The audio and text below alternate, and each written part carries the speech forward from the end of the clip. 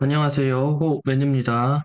일단 제가 저번 주에 어떻게 분석을 했었냐면 비트코인은 일단 옆으로 횡보를 할 것이다. 그래서 파동상으로는 삼각 수렴을 그리고 있고 이 A, B, C, D가 나오지 않을까 그렇게 말씀을 드렸거든요. 그래서 C파 진행 중이다. 그렇게 말씀을 드렸습니다. 그리고 도미넌스 같은 경우에는 한번 쌍구점을 치고 올라갈 거라고 이제 말씀을 드렸어요. 이때. 그래서 실제로 한번 치고 올랐고 쌍봉 아니고 조금 더 뚫고 올라왔죠.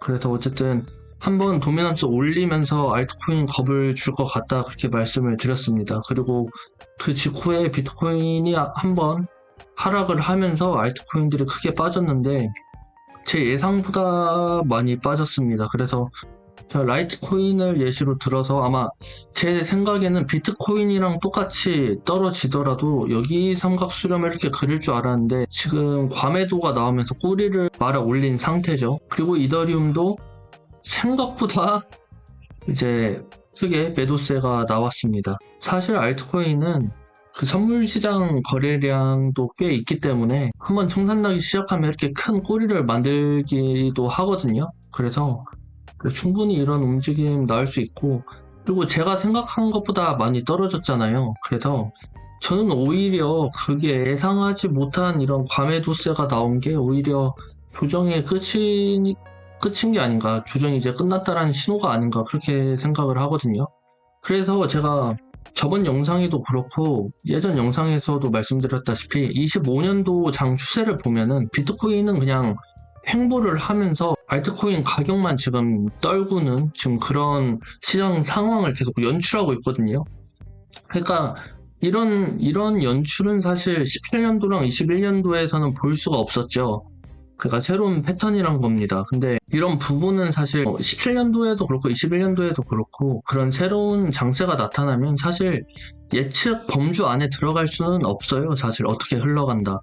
뭐 물론 제가 반감기 전에 비트코인이 이전 정고점을 뚫을 가능성이 높다라고 해서 그게 또 뭐 맞기도 했지만 사실 정고점 뚫지 않고 그냥 예전 사이클대로 그냥 여기 중간에서 횡보하다가 올라갔어도 뭐 사실 할 말은 없었죠. 근데 이제 저는 그렇다기보다는 정고점 전에 뚫을 확률이 높다라고 해서 맞췄던 거고 이번 알트코인 움직임은 제 생각보다도 훨씬 더 대중들을 더 의심하게 만드는 무빙을 보여주고 있습니다. 그러니까 되게 무빙을 잘 해주고 있는 거죠. 그래서 저는 세력이 진짜 그냥 마켓 메이킹을 상당히 잘하고 있다. 그렇게 생각이 들더라고요. 그래서 지금 뭐 알트코인이 뭐 오른 몇 종목을 제외하고 지금 뭐 저점을 깨는 것도 있고 신코인 중에서는 그러니까 24년도 이후에 나온 코인들은 저점을 깨기도 하고 그리고 뭐 21년도에 잘 나갔던 코인들 중에서도 뭐 신저점을 갱신하는 뭐 그런 움직임을 보여주고 있는데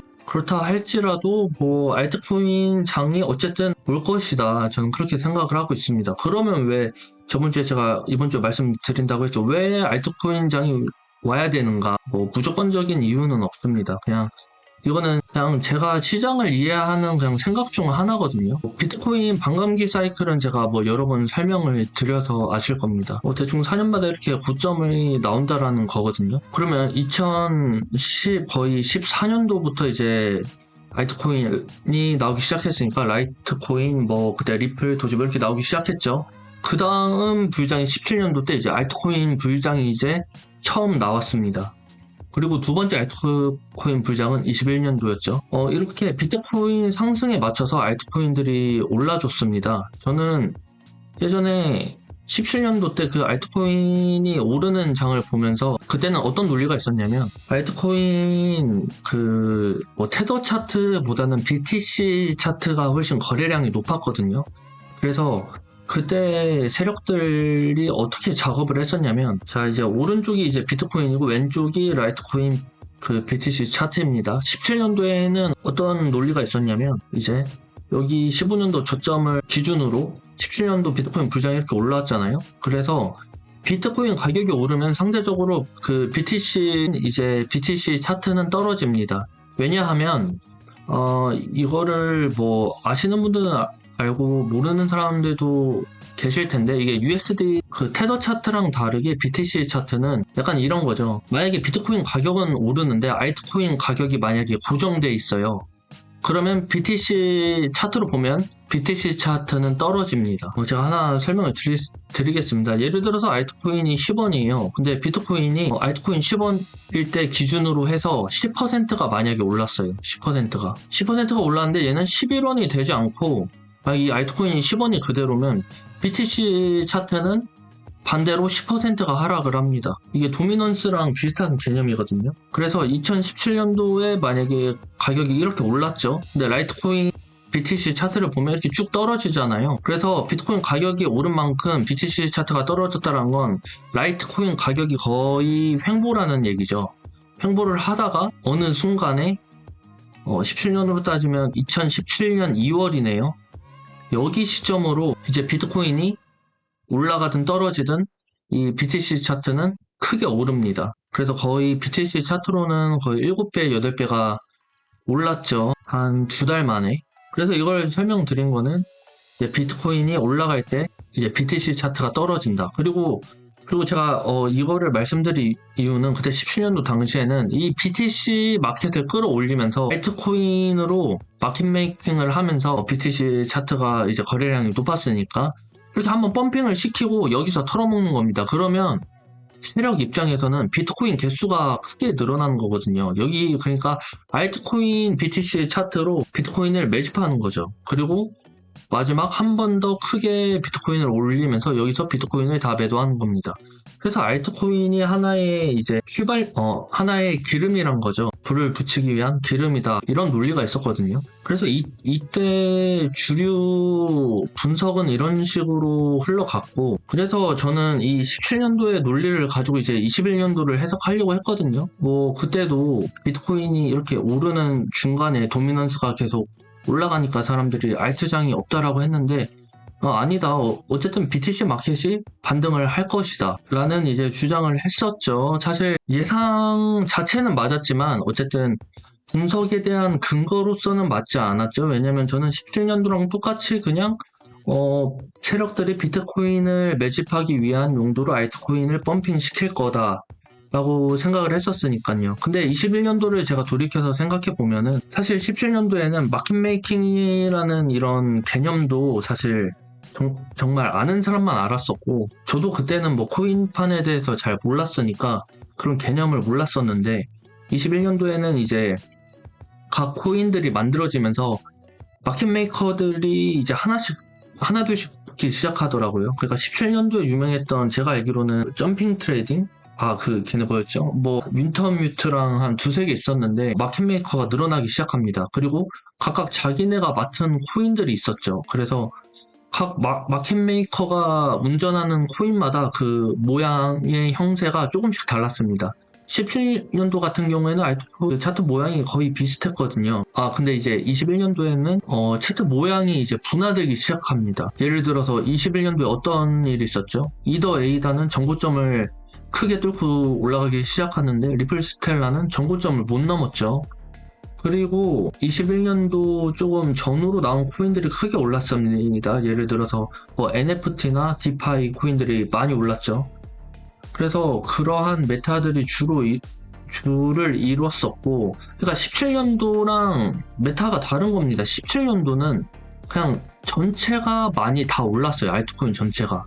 근데 21년도 메타에 주목받는 코인들이 17년도급으로 많이 올랐습니다. 항상 메타가 똑같이 이어가지 않는다. 복사 붙여넣기가 아니다라는 거를 이제 21년도 상승장 때 깨닫기 시작합니다. 그리고 이것도 제가 예전에 말씀드렸는데 저는 21년도에 무조건 알트코인이 오른다라고 생각이 들었던 게, 그런 알트코인들이 안 오른다라는 이런 대중의 생각이 이미 예전에 한 번 또 있었거든요. 예를 들어서 여기 19년도 이 미니 불장 때 알트코인 이제 망했다. 17년도 때 개미들 다 털고 내려가서 절대 그 시체들 뚫고 못 올라간다. 그런 논리가 있었는데 결국 비트코인 이 상승 끝까지 이더리움이랑 다른 코인들 다 이 정도 수준으로 올라줬거든요. 하나 한번 볼까요? 이더리움을 보면은 뭐 피보나치로 뭐 0.236 나오는데 제가 기억하기로는 아마 상승폭이 비슷했던 걸로 기억합니다. 대충 4배 올랐던 것 같은데, 예. 350% 한 4배 좀 넘게 올랐죠. 비트도 아마 300만 원에서 1000 얼마까지 4배 정도 올랐을 거예요.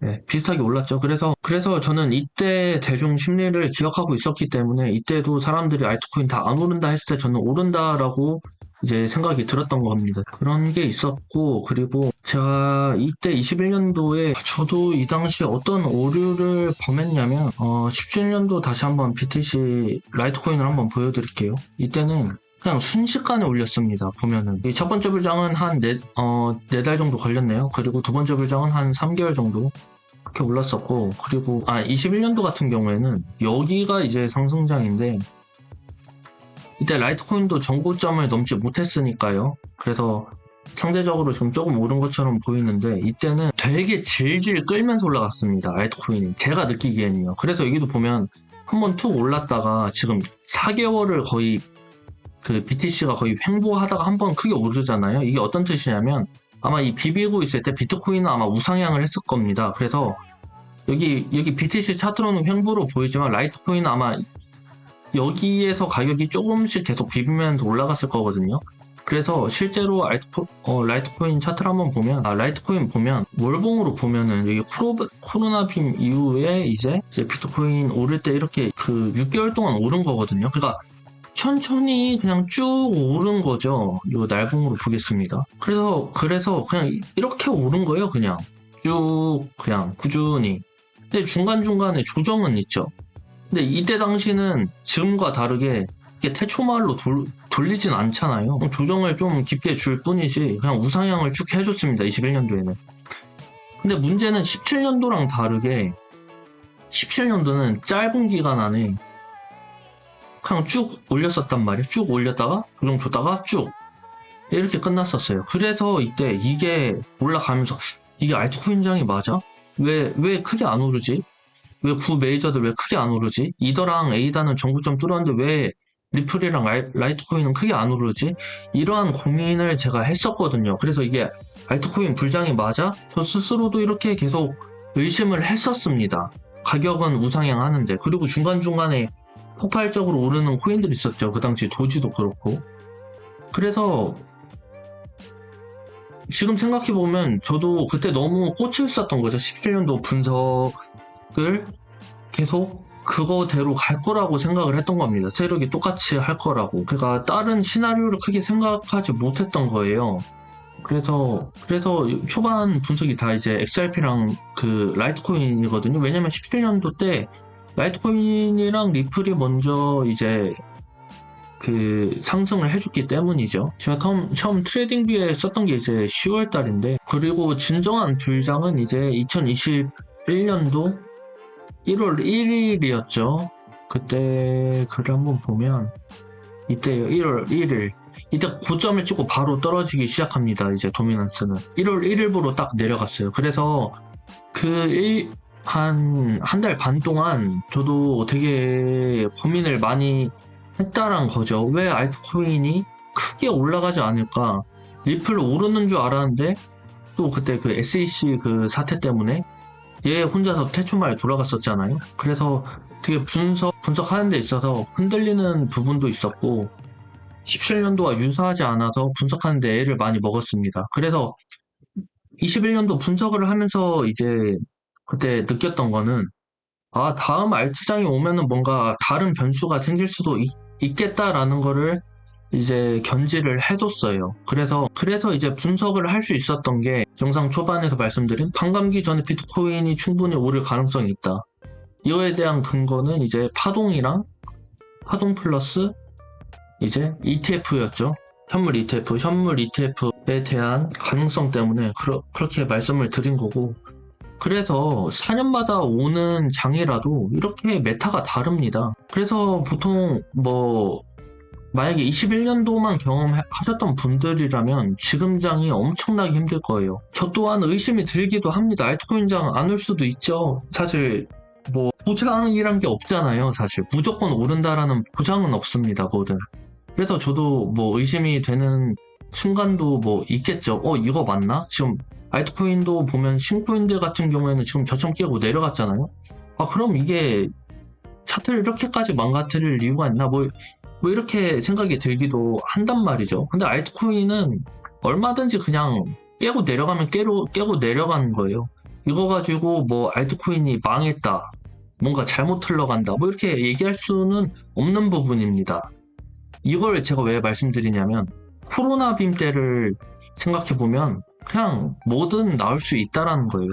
예를 들어서 크레그 빔 때도 그렇죠. 해시 전쟁 그때도. 그러니까 이때 비트코인 하락도 그렇고, 그 붓다빔이라고 하죠. 저는 그냥 코로나 빔이라고 하는데, 이때도 있을 수 없는 일이에요. 이 하락 자체가 있을 수 없는 일입니다, 사실. 거의 하루 만에 이때 50% 뺐잖아요. 근데 코인판에서는 이런 게 비일비재하다라는 거죠. 그리고 계속 이제 말씀드리는 게, 메타마다 움직임이 틀릴 수 있다. 그래서 지금 움직임은 어떻죠? 17년도랑 21년도는 그냥 비트코인 우상향 시키면서 이 중간중간에 짧고 굵게 이제 조정을 세게 줬습니다. 기간은 짧지만 가격 하락폭으로 좀 주긴 하죠. 물론 지금 하락도 뭐 비트 크게 주긴 하는데, 좀 다른 건 21년도랑 17년도랑 다르게 횡보를 길게 하다가 폭발적으로 일시적으로 올리고, 또 횡보를 길게 하다가 또 일시적으로 오르고, 약간 이런 메타를 보여주고 있습니다.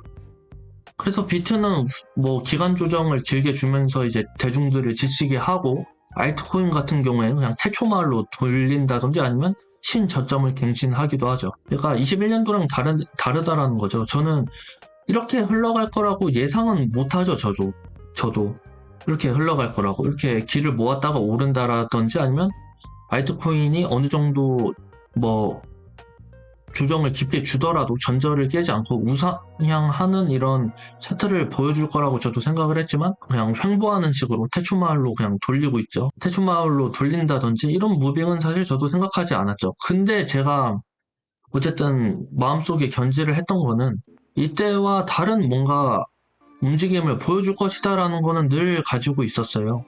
그래서 지금 현재 이렇게 알트코인이 이런 무빙이 나오더라도 그냥 그럴 수 있다라고 생각이 든다라는 겁니다.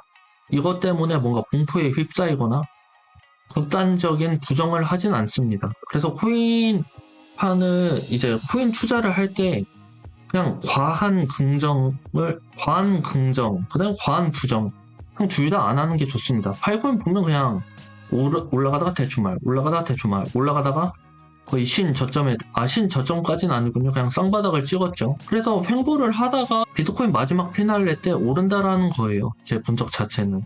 그래서 이렇게 태초말 돌리는 걸 저도 예상하진 못했죠. 저도 이렇게 우상향으로 하다가 마지막에 피날레 이렇게 갈 줄 알았으나 지금 다르게 흘러가고 있죠. 근데 이거 자체가 그렇게 놀랍지 않다라는 겁니다. 그래서 이번 영상의 요지는 충분히 이런 움직임을 그릴 수 있다.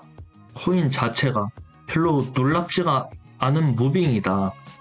그래서 이거 가지고 코인이 끝났다, 이거는 그냥 쭉 떨어진다, 망한다, 이런 생각을 조심해야 된다라고 말씀드리고 싶은 겁니다. 그래서 거의 제가 20분 훌쩍 넘게 지금 이 얘기를 위해서 지금 말씀을 드린 거거든요. 그래서 이 말씀을 드리려고 원래 저번 주에 하려다가 늦게 올리기도 했고, 그래서 오늘 말씀드리는 겁니다. 저도 뭐 이렇게까지 떨어질 거라고 생각은 못했어요. 저는 그냥 어느 정도 하락을 그리고 그냥 이제 비비다가 올라갈 것이라 생각이 들었으나 조금 더 크게 빠졌죠. 근데 이게 불과 몇 달 전에도 이런 일이 있었다라는 겁니다. 왜 사선을 넘나드는 리플이라고 이렇게 얘기를 했냐면, 실제로 장기 추세선 아래에서 놀고 있었기 때문이에요. 상당히 가격적으로 리플이 위험한 구간에 있었다. 그래서 그때 추세를 아마 여기 이렇게 그었을 텐데, 제가 예전에 리플 분석했을 때 아마 추세를 이렇게 그었을 거예요. 어차피 제 글과 분석 영상은 다 남아있거든요.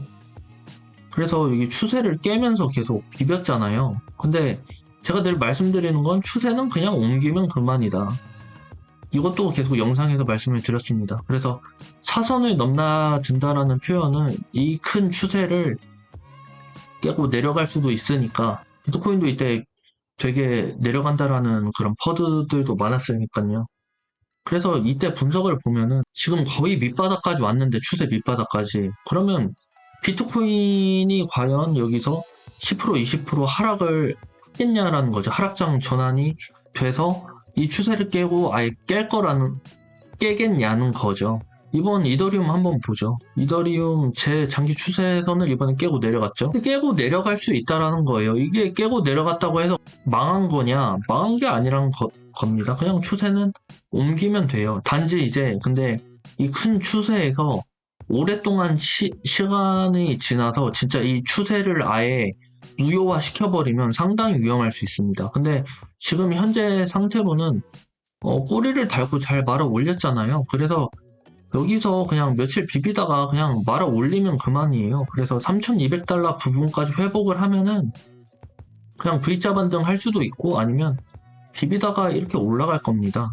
사실상 지금 이더리움 같은 모습을 보면은 거의 흡사 아마 대중들이 생각하기에는 약간 코로나빈과 약간 유사하지 않나. 이더리움 저 하락 자체가 이더리움 지금 다 끝났다라고 얘기하고 있거든요. 이더리움 이제 안 오른다. 어쩌고 저쩌고 이유가 있어서 안 오른다. 나중에 오르면 그 얘기 쏙 들어갑니다. 예전에 이더리움 21년도에 전고점 뚫고 올라가기 전에 늘상 하던 소리가 시세가 많다 이 얘기였거든요. 그리고 21년도에 리플 안 올랐을 때 어땠죠? 이더리움이랑 에이다는 올랐는데 리플 안 오른 이유? 뭐 리플사가 계속 그 리플을 발행해서 절대 못 올라간다. 리플 너무 홀더들이 많아서 무거워서 못 올라간다. 그래서 정고점 못 뚫는다. 근데 지금 어떻게 됐죠? 그냥 지 혼자 뚫어버렸잖아요. 그래서 21년도 때 이제 배운 게 이제 마켓메이커가 각 코인마다 이제 존재를 한다. 그래서 코인마다 무빙이 달라질 수 있다. 그 말은 시점이 각자 오르는 시점이 다를 수 있다라는 거고 그렇다면 그럼 제각기 다 다르냐? 그건 아닙니다. 이제 또 마지막 하나만 설명드릴게요. 오르는 이유 중 하나가 뭐냐면 알트코인은 그냥 스캠입니다. 어떤 얘기냐면 알트코인은 본질적인 그 가치가 없어요. 주식과 다르게. 그래서 제가 어떤 글을 올렸었냐면 24년도 8월 11일에 그래서 이거를 한번 읽어드릴게요. 속지 마세요. 알트코인은 주식으로 비유하자면 하나의 작전주에 지나지 않습니다. 플랫폼, 디파이, 디핀, 오라클, RWA 등 이런 비전을 제시하는 것처럼 보이지만 알트코인 중 대다수는 실질적인 가치를 지니지 못한 자산입니다. 실제로 어떠한 가치를 지녔는지에 대한 가치 판단이 매우 어렵습니다. 오로지 상대적인 평가만 있을 뿐입니다. 그래서 아까도 말씀드렸다시피 시장 상황을 지나치게 낙관적으로 볼 필요도 없고 그렇다고 비관적일 필요도 없다라고 이제 말씀을 드렸거든요. 그래서 제가 이걸 왜 말씀드린 거냐면 사실상 작전주라는 거죠. 그냥 마켓메이커가 그냥 장난을 치는 겁니다. 근데 이제 그 포장지를 이제 대중들한테 어떻게 보여지냐라는 거죠. 포장을. 그게 뭐 이더리움 같은 플랫폼이 될 수도 있고 아니면 뭐 21년도 메타였던 NFT 그 다음에 디파이가 될 수도 있고 아니면 뭐 4년도부터 뜨고 있는 RWA나 아니면 디핀 뭐 이런 것들이 있겠죠. 그런 포장지를 두르고 되게 뭔가 있어 보이는 가치가 있어 보이는 것처럼 이제 포장을 하면서 뭔가 우상향할 것 같은 그런 거를 이제 심는 겁니다. 그렇게 함으로써 뭘 원하는 거냐? 유동성을 확보하는데 이제 총력을 기울이는 거거든요. 자금이 들어오기 위한 이런 마케팅을 하는 겁니다. 저런 포장들을 가지고. 그래야 개미들이 와야 개미들을 털어먹을 돈이 있지 않겠나요? 그래서 리플처럼 저렇게 광신도가 많은 코인은 이미 유동성이 많이 확보가 된 상태예요. 이미 거래량만 봐도 리플이 항상 업비트 최상단에 위치해 있지 않나요? 그래서 저런 건 개별적으로 올라갈 수 있죠. 특히나 횡보를 많이 한 시점에서 이제 때가 됐다고 판단해서 크게 올린 거고 보통 이제 일반적인 알트코인들은 4년마다 이제 약속이라 한 듯이 마지막에 올립니다. 알트코인은. 왜냐하면 어떻게 보면은 하나의 약속이에요. 그냥 저는 시장을 이렇게 생각하고 있어요. 마지막 그 몇 개월, 몇 주 동안 이제 다 같이 한번 도박을 해보자, 돈놀이를 한번 해보자 해서 사람들을 끌어모으기 위한 이제 펌핑을 시작을 하는 거죠. 그래야지 알트코인이 이제 오른다고 해서 물론 중기적인 관점에선 다 같이 오르는 거지만 그냥 하루 단위로 보면은 어떤 거는 오르고 또 어떤 건 떨어지거든요. 이 오르고 떨어지는 거에 대해서 개미들이 왔다 갔다 하면서 자기 돈을 잃어요. 와리가리 하면서. 그래서 이런 부분에서 세력들이 수익을 가져갈 수 있다라는 거죠. 그리고 실제로 제가 아는 지인 중에서는 뭐 이런 얘기를 한 적이 있어요. 이런 오더북 있잖아요. 그 매수매도의 물량을 받치는. 그러니까 실질적으로 가격을 끌고 올리고 내리고 하는 이 마켓 메이킹 작업 말고 그냥 물량을 대주는, 그냥 매대를 채우는 이 작업을 하는 게 따로 있다라고 들었거든요. 근데 요거 매대를 이렇게 대주는 것도 돈이 꽤나 된다고 하대요. 왜냐면 순식간에 올려서 개미들이 그 위에 예를 들어서 9시에 경주마 시작하잖아요. 알트코인들 막 오르잖아요. 그러면 그렇게 쭉 오르잖아요. 그러면 매대를 위에서 쌓아놓잖아요. 그렇게 한번 개미들이 이 위에를 한번 긁고 이렇게 쭉 떨어질 때 요 꼬리 달고 내려오는 이 차트를 보면은 개미들이 이 위에서 쭉 사고 턴다라는 거죠. 요 개 먹는 게 쏠쏠하다고 합니다. 그리고 실제로 올리는 애들이 따로 있고 이 매대를 채우는 애들이 따로 있다고 해요. 그리고 이 물량을 오더북에 채우는 것만으로도 돈이 좀 된다라는 거죠.